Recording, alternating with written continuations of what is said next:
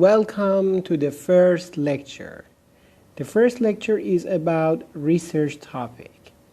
So this lecture is for ULAB 21-22, and in the first lecture I want to talk about how to develop a research topic. So as you can see here, I could have chosen other words such as choosing a topic, finding a topic, or selecting a topic. But I would like to use the word developing a research topic. Why? Because developing a research topic is a process that needs some preliminary research, meaning that you need to do some research to find the topic, and then on that topic you can do the research.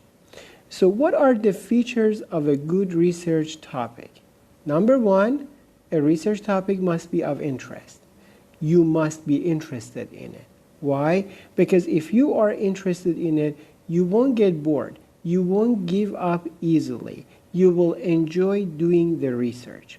Number two, it must be a significant issue. It must be worthy of research. Why? Because you spend a lot of time and a lot of efforts, and you want a large number of people to benefit from your research. So here I introduce two topics. Number one, motivations behind people choosing the color of the cars, motivations behind bullying in high schools. Which one do you think is more suitable for a car company? Which one is more suitable for ULAB 21-22 class? Okay. Number three, a research topic must be feasible, meaning that it mustn't be too broad, it mustn't be too narrow. Why? Because if it is too broad, there won't be a focused research. For example, if you want to do a research on bullying, then there will be a large number of aspects, types of bullying, bullying in the workplace, bullying in the schools, and of course don't forget that you only have a few pages. 6 to 9 pages to write your term paper. So you won't be able to discuss all different aspects of bullying. If it is too narrow, then you won't be able to find articles to write your term paper. And please everyone, again, don't forget that the aim of this assignment is not for you to do a research, but to find articles, combine them together, and write a term paper. So let's practice. Number one, okay, you pick an issue. Okay, and then you ask the three questions. Are you interested in it? Do you think it is an important research? And then is it too broad or too narrow? Okay, so one example. I would like to choose the topic bullying. Am I interested in it? Yes. Is it a significant social issue? Yes. Is it too broad or too narrow? We don't know until we do the research. Okay, so we have to find out, we have to read articles, we have to do a preliminary research to see if our topic is too broad or too narrow. Okay, so how do you read articles? So basically the first thing you need to read articles is to find articles. And the first thing you need to find articles is a good platform. A lot of people first go to Google, but is Google a good platform to search for academic articles? Okay.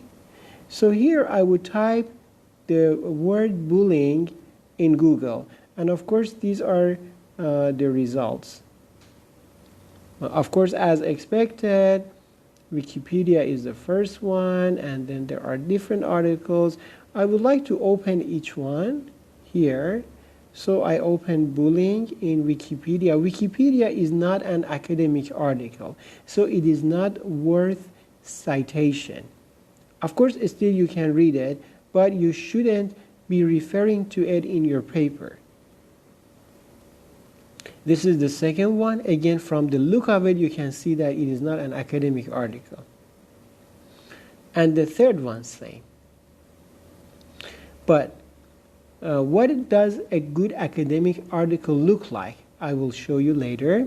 So Google is not a good platform to search for academic articles, but still, you can check Google, you can read different articles because they give you some ideas about a topic. For example, different types of bullying, but for an academic article, you want to look for an academic article, you want to check other platforms such as Science Direct, Google Scholar, and Sage Open. Sage Open is free.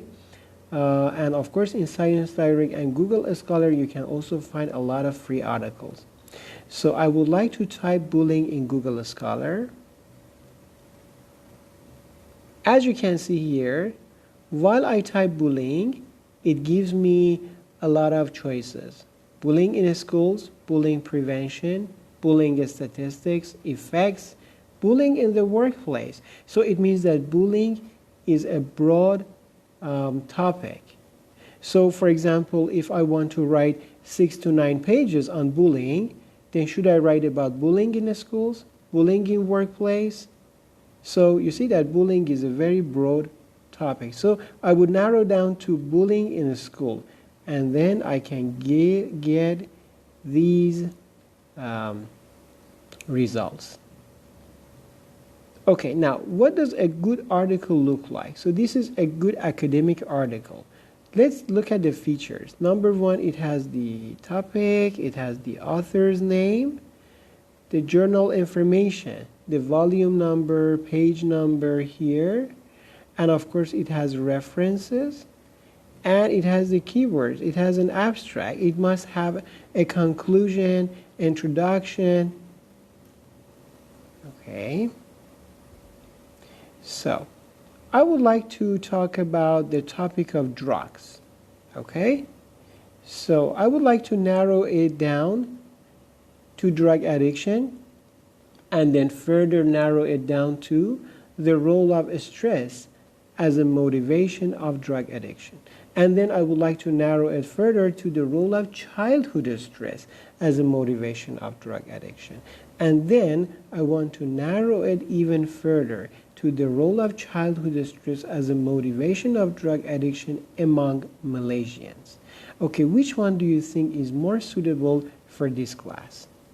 Of course, the first and the second are too broad. So we have got all this information about drugs and drug addiction. Okay, so the last two are also too narrow. So I don't think that you will be able to find good articles or enough articles. Of course, if you want to do research, original research, the last two would be suitable. But please everyone, don't forget, we are not supposed to do an original research for this class.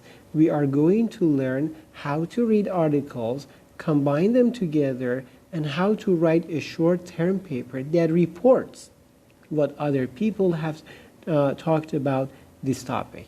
Okay, so I would like to choose the third one, the role of stress as a motivation of drug addiction.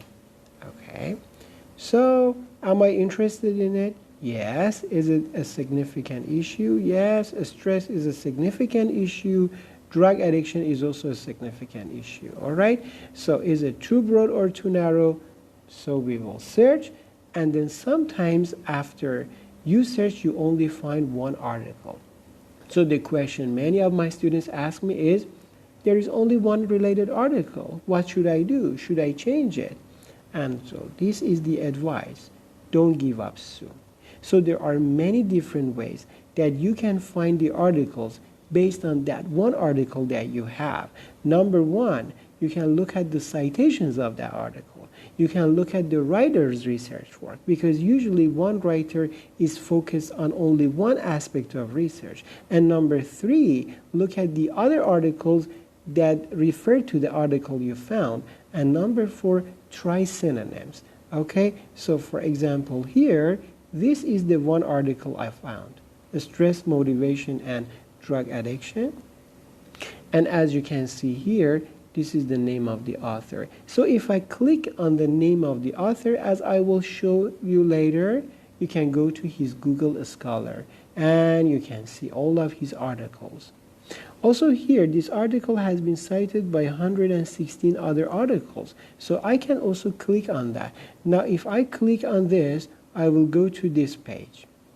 So these are other articles that refer to these articles. You can see the first one, chronic stress, drug use, and vulnerability to addiction. So this can be another article that I can read. Again, this article is written by this writer. You can again go to his or her Google Scholar. So basically this way you can find a lot of articles.